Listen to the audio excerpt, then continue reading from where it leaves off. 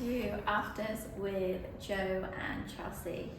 We are here for the next topic of our podcast. So the first topic we looked at was sleep. We're now moving on to gut health. And we are very excited about this one, aren't we? We are very excited, yeah. This is probably the biggest, one of the biggest ones that has impacted us for our self-growth, self-improvement journey. So yeah, very excited to get started and talk about how it's affected us, what we our can... tips and tricks, and just opening your mind to the world of food and gut, the true world. It's going to change your life. It is. Are you ready for this gut-busting journey? Oh, that's a great pun there. Did I steal one of yours? Yeah, you've got it. Well done. Just a shout out to everyone. Thank you for your support on social media, on Instagram, on YouTube. Thank you for the comments. Yeah, we are very grateful. Yeah, keep tuning in. So, personal experiences with gut health. Hopefully, some of these can correlate with other people's gut experiences. Hopefully, we're not the only ones that suffer or have suffered in the past. Yeah, I think this is a very common thing, isn't it? People with gut issues. Yeah. So we'll start with yours, darling. What's been your... This is a co-hosted podcast, so I'll try and not make it too much about me, but I could spend 20 minutes talking let's get you started. What's been your personal experience with gut health?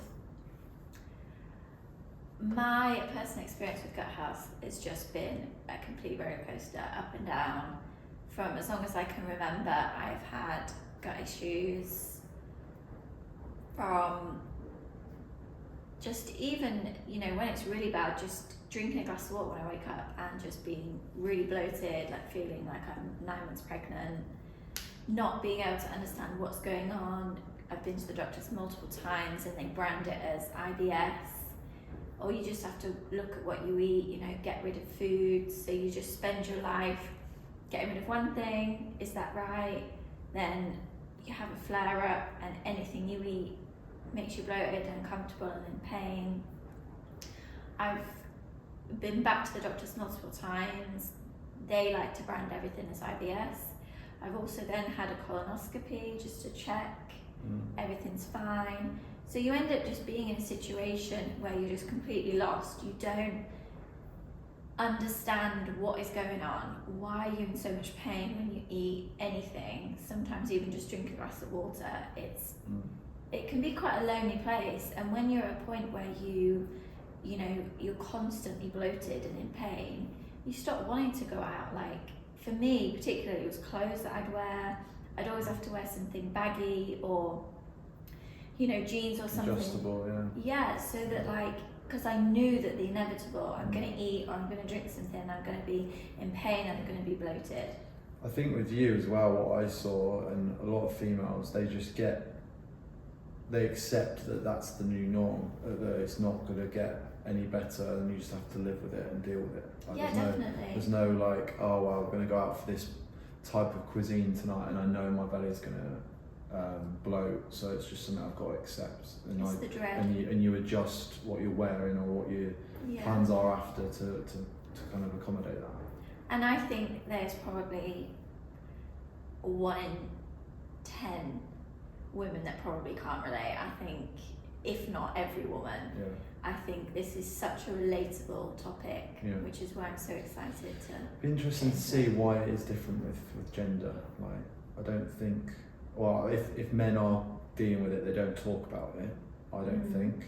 But I think we are more comfortable at talking about going to the toilet than women in a general kind of conversation in a group of people. Yeah. Whereas I feel females might talk about it more when it's just females around. Yeah, I think there's going to be some uncomfortable females when I start talking about it. We don't really know anything about what females talk about, so it's good. It'll be a good podcast to listen to for both people, both genders. And I think as well with women, we've obviously got hormones and other things that affect it. The pill and things like that would also affect it, which is a completely other topic. We won't go on to that just yet. But okay, your gut experiences.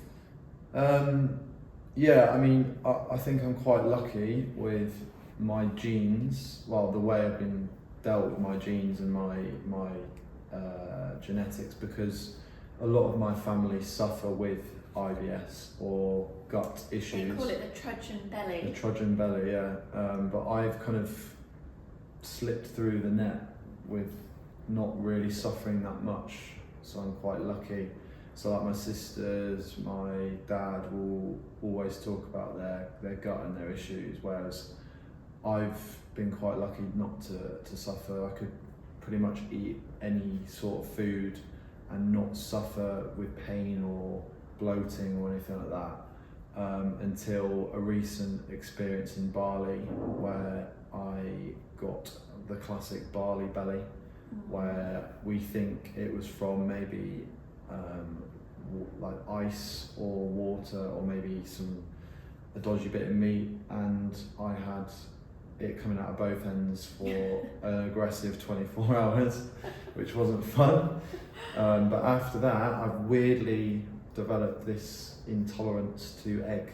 So raw egg, when I have it from like scrambled eggs, fried eggs, poached eggs, when I had it in a whiskey sours where they use egg in that. So it's the raw egg or it's just egg? Yeah.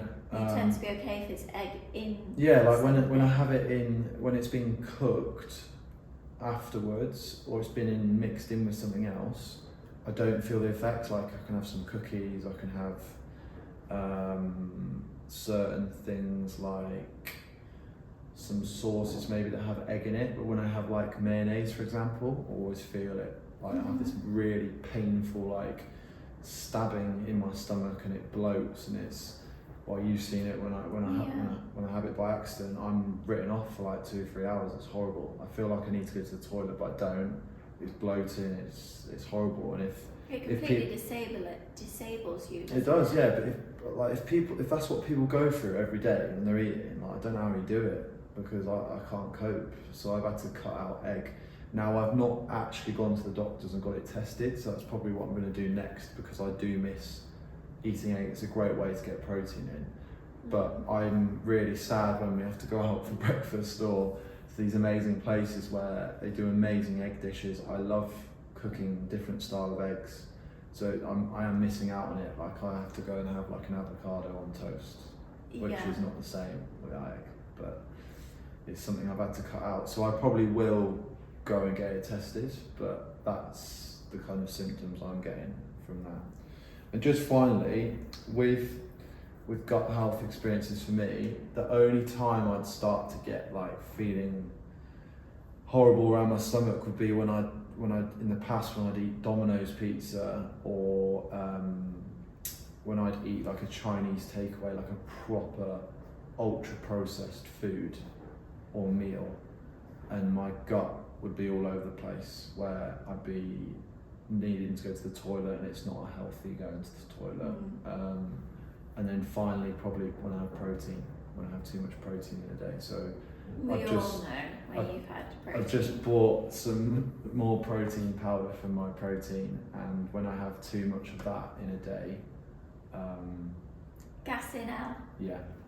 Get the gas mask. But yeah, that's mine really. That's my experiences for gut health. Nice. So I think it's just such a huge thing, isn't it? Like, it affects everyone differently, right? Yeah, because everybody is individual. Yeah. And just for people at home, like, you're not alone. People are suffering from gut health issues all over the world. Every diet, every person is susceptible to it. So just making sure that you stay tuned for the next couple of episodes when we can help give you some advice and tips that have worked for us, and maybe they can use them as well. So, fun fact, right, which you still don't believe, but right, I love this one. So if you have a healthy gut, your poo shouldn't smell. I did say the poo word. You would. So I'm obviously obsessed with Dr. Mindy, as most people who know me will know. And she's very broadly advertised this, that your farts and your poos should not smell if you have a very healthy, balanced gut, which you don't agree with. No, I don't. Because your poo always smells. No, I just think that if something's been in your body for over 30, it's roughly 36 hours, maybe more, that it takes for food to be fully digested in your body, whatever you excrete is not going to smell nice. It's going to have some form of stench to it. Now, I agree with what she's saying, that the worse your gut is and the more unhealthy your gut is, it's definitely going to smell worse. Think about what people put in their bodies when it does smell badly. Alcohol, ultra-processed food, like the takeaways. If you are constantly having that, your gut is not going to be healthy, so it's going to smell worse. Yeah. But allegedly it's the bad bacteria yeah, that makes it smell, but essentially. I would love to see someone explain to me that their poo does not smell bad. This is a great debate. Like, if you guys have opinions, No. please write in. Poo is poo, right? It's not meant to smell nice. Shit don't smell. Like, what are you? I don't believe what Outcast is saying. Roses don't really smell like poo. Well, they do. Yeah, I don't know. It's a tough one. I get what she's saying. I get what you're saying, but I can't really fully agree with that. Please join our debate. Yeah. We'd love to hear your opinions. I think with digestive quirks, I think again it's individual. Like, everyone is different. People need to go to the toilet at certain times of the day, depending on what they're eating, on what their kind of routine is. Like, for example, mine and yours is very different, especially when we travel, like when we go on a plane. Yeah. So you can explain what normally happens. Well, you just seem to be able to poo all the time. Yeah. Like, it just seems to just go straight through you whenever you've had a meal. Like, in the morning, coffee works a treat, whereas for you, it won't. If I go for a run, it works. Sometimes you barely make it back. Yeah, we won't go into that. Shout out to all the people that have nearly had a near miss accident on a run. It's the worst. We won't talk about New Zealand either. Yeah, so little things like that, for me, it works every time. Whereas when we travel and you've been on a plane, you get real bad constipation, and something that I would use to go to the toilet, you can't use. You even go through laxatives and it doesn't work. Yeah, nothing. Before this gut journey, yeah, laxatives, everything, and it's just, Joe's like, have another coffee, let's have eggs, like, or we'll do a bean chili, and it's like a week, which is awful, what isn't it? did you find last time in New Zealand that helped you go? So was then, it UK, wasn't it?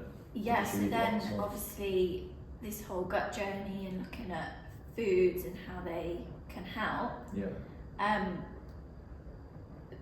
Getting clogged up when you travel is a thing, and it's a very well-known thing.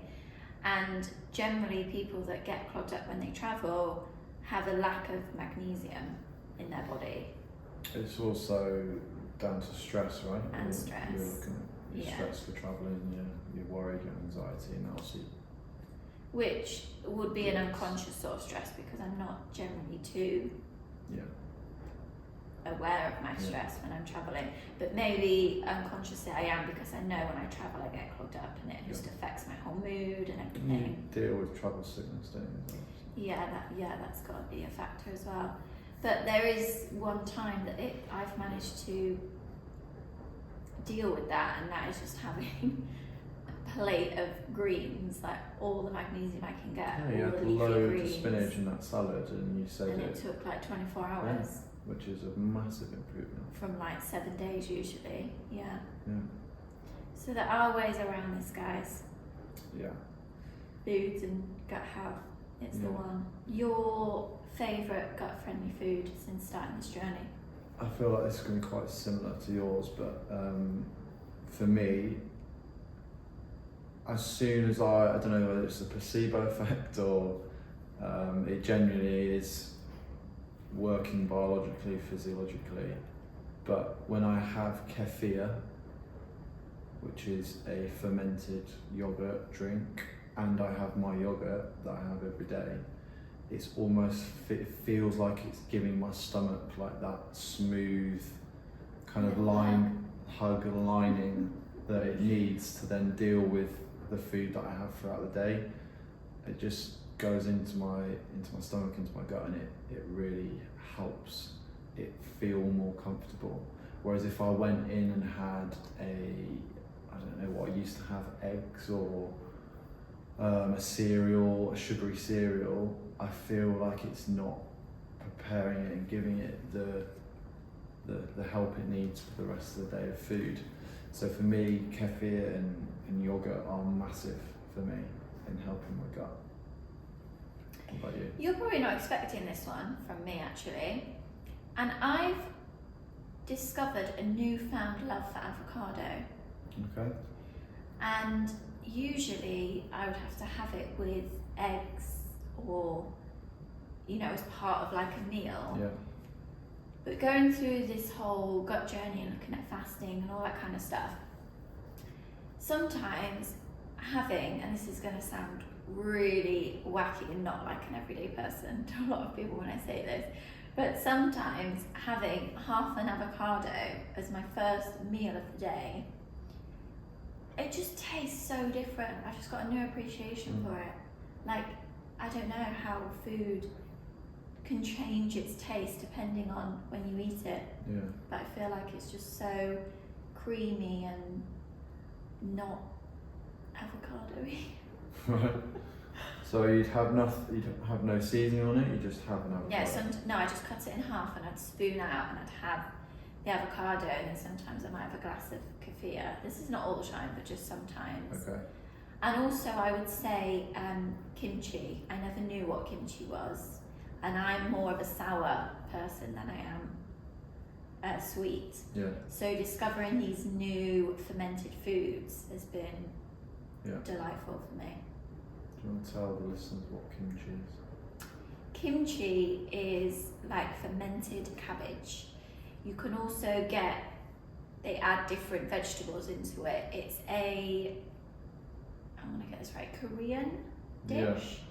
So usually when you buy it, it comes with some sort of spicy Korean sauce. So we have to put loads of yogurt in it because I'm rubbish with spice. But it's really nice. Like, we cook it and chop it all up and put it in with like rice. Yeah.